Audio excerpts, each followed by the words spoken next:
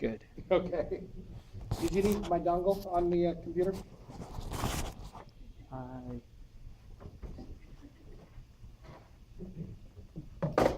No, I don't. Can you guys hear me? Wow, I can hear you. It's gone. Good. Okay. Plug this in. I keep this close to right. Okay. So what I'm going to talk about tonight are, well, three things, but mainly I'm just trying to show off my work. The first thing is I'm going to talk about marketing and money.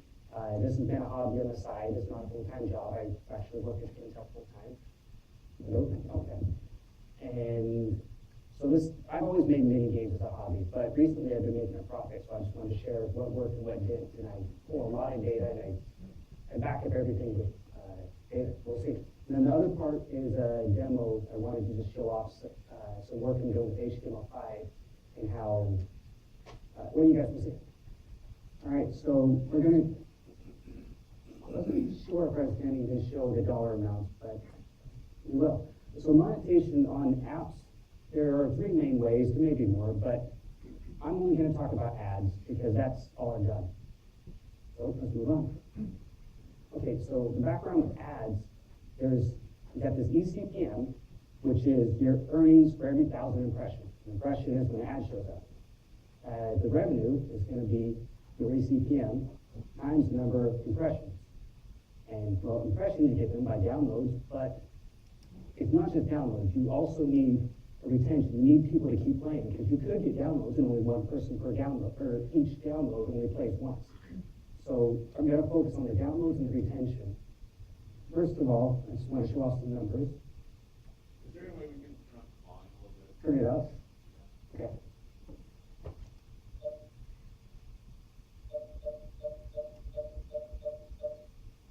Is that any louder? How about now?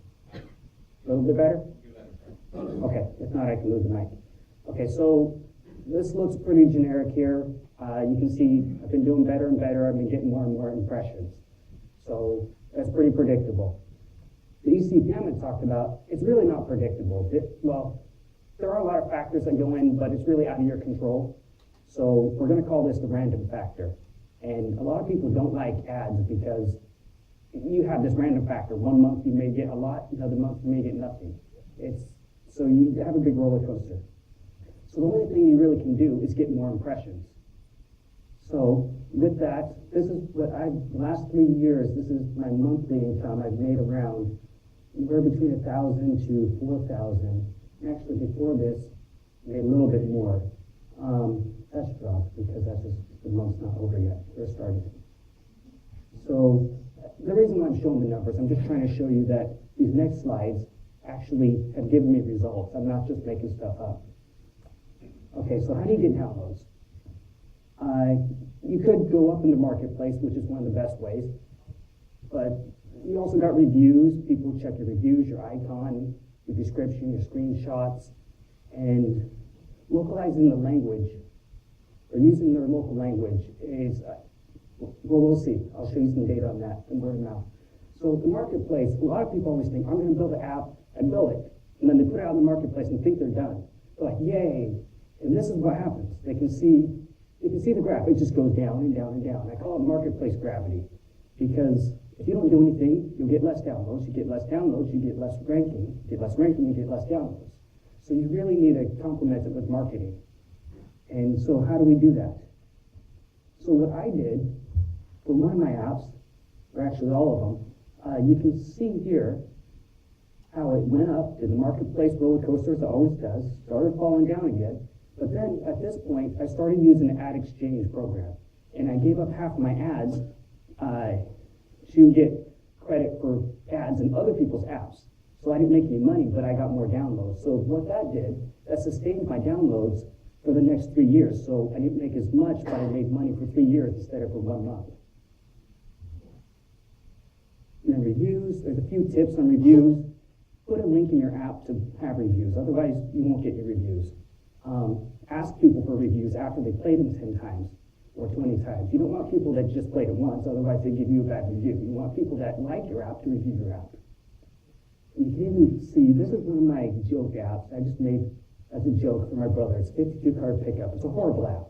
But if you put the reviews in there, you get great reviews. If you just ask the people that actually like the game, which might be 1 in 100, but I have great reviews on that.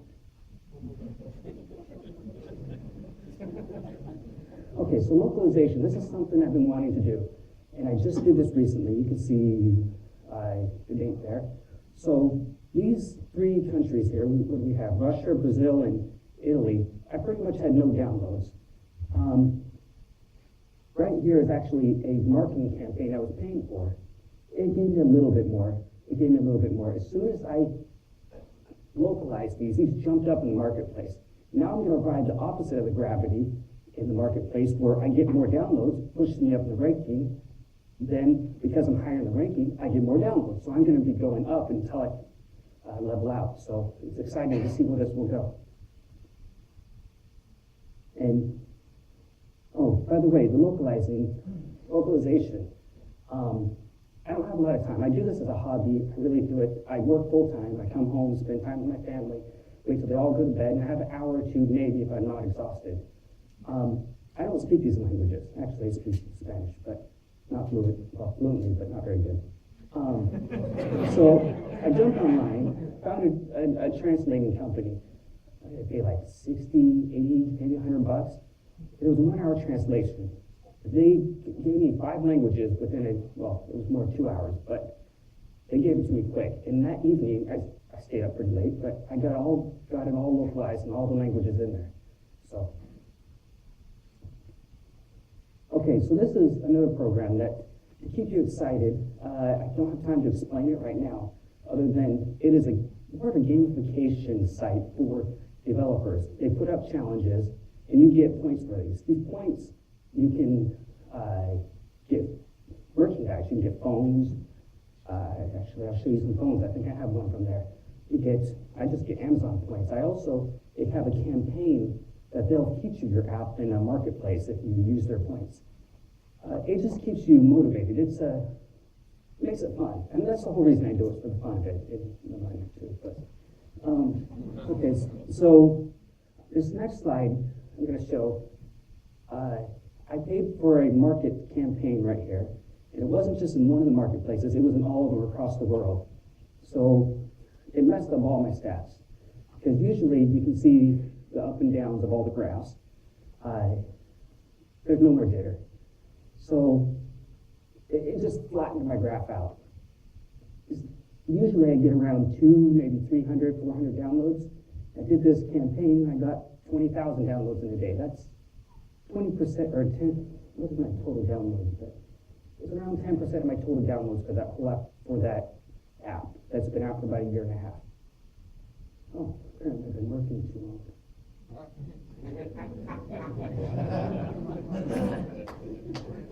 Okay, so downloads are important, but I'll show you use case at the end of this where downloads did not win. So we're going to go on retention. How do you retain people? Well, this is one of my own. I pull analytics several ways. It's my custom analytics system. And you can see it varies from app to app. Right here, this column is my number of sessions per user. So Solitaire, you can tell, it's an online version of Solitaire. You can compete each other. Has 23, but yet Roller Coaster has 3. And we'll compare those in a minute. Our most profitable one is actually Speed. Okay, so going back to that campaign I did, if you don't have retention, this is what's going to happen. You get these new downloads, this is my downloads, new users. You go up, you get a lot of downloads, and then after a day or two, they drop it down to nothing again. Unless you made a lot of money right there. With paid apps, that would be the case. But with ads, that doesn't work. So it went back down. But if you go up to my users, I doubled my user base because half of them I retained. But more than that, I more than doubled my sessions because I retained the users that actually like my application. Achievements are the one thing that's helped me the best to retain users. This is actually my more advanced version of achievements, but it was the least amount of work, and I got the most retention. All I had is just a list of strings, and I had an event log. Whenever you hit that event log, it'll put a star next to it. And people kept asking, I got them all, so I kept adding them. So some of them were like win 10 times, win 20. I kept upping it because people kept getting them all to 2,000. And people, I have checked my logs, and I have people that played the game longer than it took me to develop the game. Is that an achievement? That's a win. That needs to be an That actual is, achievement. but that should be a dev up achievement. So I get points for that. Other achievements I just threw in there. I just made up stuff. Win with this, the card game. Win with the 7. Win with an 8. Win with the 9. It's out of your control, but people love it. Win 5 times in a row. Lose 5 times. Okay, so quality. Quality is important. My apps they're not that special. I'm not a great developer. There's a million apps like my app, but the difference between the great apps and the ones that aren't good is the quality. So this is a bad example of quality. So I pushed an update. I just pushed it out. I must not have tested it at that time. And at that time, you couldn't stop the process. They didn't have that built into the marketplace system. So I pushed it out. I broke all my computer players. Basically, the game broke. So let me show you what happened here. My downloads went from around 400, dropped to about nothing because I tried to pull it out of the marketplace because I was getting horrible reviews and losing users like crazy. I never came back up for a while. My sessions, my number of users playing dropped by half. It took me 6 months to bring it all back up. You can see my ad impressions dropped down to there. So I lost half my user base, dropped in downloads, lost my marketplace ranking, and probably lost around $5,000 to $15,000 because that year was one of the best years for the ads. So test your app. Multiplayer, I'm just going to mention this. I don't know if it's been worth the effort. It's just more of a passion of mine because it takes a lot of work, but it's great for retention. I'm using the EOL ranking system. It's what the chess tournament world does. It's a self-balancing ranking system. And then challenging friends will help you get more downloads. Okay, so here's some app details. This is what I wanted to say about retention versus downloads. Speed is my most profitable app. So far, it's been about 2.5 years. It's made $33,000 in 3 years. $33,000. And the downloads, this is what I wanted to point out, as about 300, almost 400,000. Roller Coaster, on the other hand, is an app I built with my brother. And that hit #1 in the marketplace. It stayed there for a while. And it just sits in its categories #1 or 2. It has 1 million downloads. It's only been out less than a year. But it only made $2,000 so far. So you can see the revenue per download for Speed is way higher than Roller Coaster. So Roller Coaster may have been a bad candidate for ads. It may need to be a paid app or an app purchase, but you live, you learn. And then there's other ones. We're going to skip some of these right now. But the reason why I put them on there is some of these apps, they're not at the top of the marketplace. I don't sit up very high. But I make a profit somewhere in the middle because I do my own marketing and I have a high retention. I put this on here, Windows 8. This is my speed for Windows 8 version. Currently bringing in about 5 cents per download, which is pretty good. And then this is the little app I'll show you in a second. Analytics, use analytics. It will tell you what you're doing. If you don't, you're just coding blind and you'll just keep coding the wrong thing. You won't know what's working, what's not. Feedback, get feedback from your users. They're your free testers. They will tell you what's wrong. They'll tell you what they like. Give them an easy way. Just give them a link they click on, opens their email, populates it, and they'll just type in. Random people will send you pictures of themselves, but... Okay, time management. Yeah, I get a lot of weird pictures. Okay, so time management. I told you I work full-time, I have a family. I can't do projects I could do for the enterprise. I have to cut what I've learned is cut it into the smallest deliverables you can, because if you have a big deliverable, it gates all your other development. It not only stops everything, you don't get updates out, it also is very demotivating. And the small time frames you can fit in here and there when it pops up. Sometimes you may not have time for a month or 2, and then you'll get time right there. Okay, cross-platform, there's a couple of choices. I debated about it for a while. I should have just tried them all. I'm actually going to show you a few demos with HTML5, because I believe that is ready. And I'm a web developer by trade, so. Okay. How are we doing on time? Can I ask a quick question? Yes. What platforms do you support your games on? I noticed you have Windows 8 listed, but. Primarily, I started with Windows Phone, so it was Windows Phone 7 and 8, and I've been branching out to Windows Desktop 8. At the moment, I'm trying to branch out even further to Android and iPhone, and that's what I'm going to show you at the end here. So this is speed, in the web too. So this right here we got some speed thing, and I have multiplayer built in. It's live multiplayer. It's kind of hard to do on the devices because it's a horrible connection. It works on the phone. It works on Windows 8. It also works on the web. It's built with Silverlight phone, and then they're all basically XML, or not XML, but XAML. So let me show you a really quick demo. This works.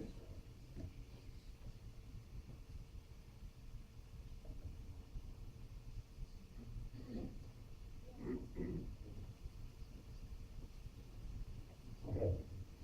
Just wanted to make sure. So we got the emulator up here. I'm gonna.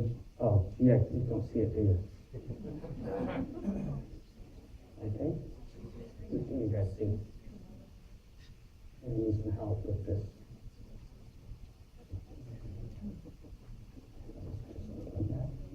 Back in.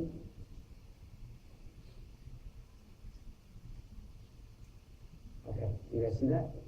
Yep. All right, let's start that over. Okay, so you got the emulator. I opened up the app, and I go to online mode. This one's actually integrated into Facebook. It's a little bit jumpy. So I just opened up my Windows 8 version, and I'm jumping onto online mode, on Windows 8. It actually took me a couple tries because people kept joining my game. Now you can see I'm playing myself, and my profile should come up in both. And there we go, and then they'll just start playing each other. You try to get card, you see how well. This also works with the web. We're not going to demo that now because of time. And so all three of them can play together. And that's actually where I want to branch out to as well with Facebook. I don't think I'll make as much with Facebook, but Facebook brings in a lot of users. So that is the Windows world, but where I'm venturing out at the moment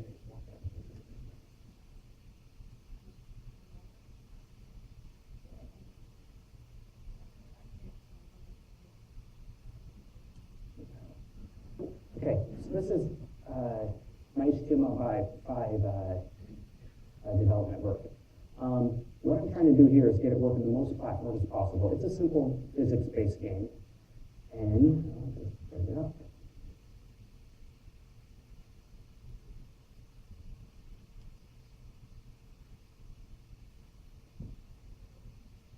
Actually, better yet, let me do it this way. Start it over.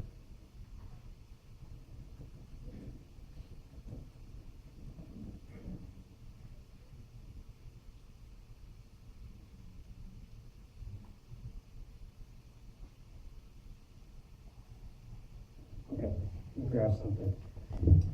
Might think I'm a nerd, but I have devices here. Okay, so I primarily did this on, I just need to show it, you guys working on one device at least. And then afterwards I can show you in person. Let's see if I got internet. Okay, let's see from there. The key here is, oh, doesn't sound.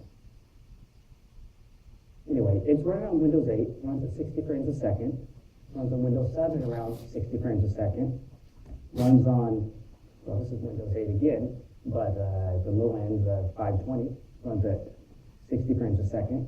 Android, this one is a 4.0, runs around 30 to 45 frames a second. Then I have a Kindle.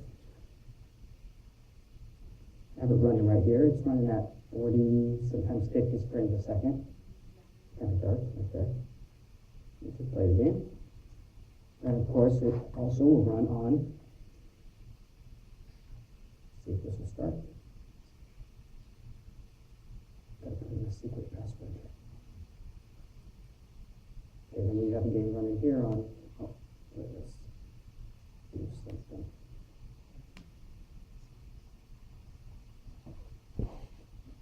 I just wrapped it in a Metro app, the exact same code. And moving stuff. Anyway, it's running at 60 frames a second. I wasn't too concerned about that. That's all the same code base. I'm actually just going to a website at the moment. There are ways you can wrap it into a hybrid app, which basically it's an app with an embedded browser, and you just throw stuff in there. Let me turn that off. Let me see. I got one other demo, if we have time, and I haven't tested it, so That's great. we'll probably break it. Hanselman gave me this idea. He always load test stuff. So let's see if this. Okay, this is just me again proving that. Oh, it's upside down. It was like 3 a.m. Anyway, it's working on all of them. There was Windows 8, Windows 7, Android. It's an older Android. I just got upgrades to this. Other Android. iPhone runs wonderfully on iPhone. And then there's all these devices. And then I'm gonna go.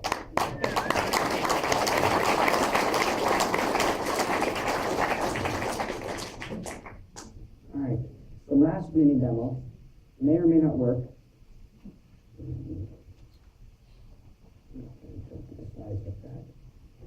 If anybody wants to navigate to this URL, it's not the shortest. This demo is HTML5. I'm trying to replace my current version of speed with straight HTML5 at 60 frames a second, or in this case, it really doesn't have a frame rate because it's not on a game loop. If anybody wants to navigate to that URL, you can bring it up with one of my phones. I'll just bring it up here. And Which version of Signal R are you using? good question. Whatever this one I have sitting here is. Okay. I literally only took about an hour with Signal R. It's extremely simple. I really like it. The simplicity, it fits right between, it's not, they don't try to do everything for you, and they don't make you do everything. Close it. Okay, so you guys are probably all breaking it right now. This is just, it's more of a prototype.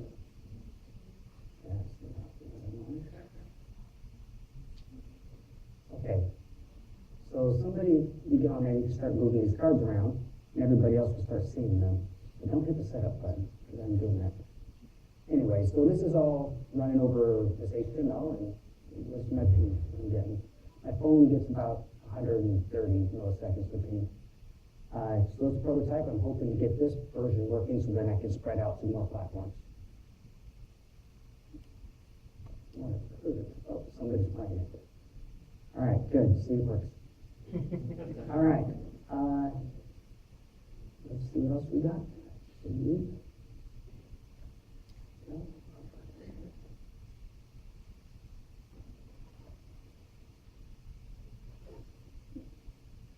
Okay, we're up for questions now. Any other questions? I maybe I have time, but we can always talk after. I just want to show off my cat. So, that's me. That's my Twitter and website, email. Website doesn't have a lot. Any questions? If not, I can just talk after. And, yes. You said that you thought HTML5 was ready for cross-platform development for building apps. Well, it depends what you say for apps. I'm doing casual mini games. I really think business apps or non-games definitely are. The disadvantage of HTML5 is you have to tweak it for every, you got to make sure it works, just like regular web development, you got to make it work in every browser. The advantage is you have one code base, and you can share the UI. But you think the perf is there and the features are there? I believe the performance was the issue before, and I think the performance is there. Yes. Are you pulling different analytics from the Facebook page than you are from the mobile application? The Facebook has very few users at the moment. If you go to my Facebook's analytics, go directly to that, I actually have several thousand active users, but that's through my phone. I haven't really done any marketing to push people to the web version, which is eventually I will do if I have time. Well, I will eventually. Okay, then, yes. How did you come to decide on making a localization for those particular languages? I just Googled the 5 top languages for it, and they said those were the 5 most common. And you just use like the Bing Translate to? No, I didn't translate it. I actually sent it out to a professional translation Like service. you get like Portuguese email for support. Oh, well, I speak Spanish and partial Portuguese, so, and I really, foreign languages usually don't respond as much for support, maybe because it was always in English before, so that has really never been an issue. Yeah, okay. All right, yeah, I like your presentation, the slides, if you have something similar or I can. confidential. It's shared on my SkyDrive, and I can just give you the link, it's public. Or you attach it to Okay. the presentation. Just don't tell the IRS. Yes, no, I do all my taxes. Okay, all right, well, that's the end of my presentation. Thank you.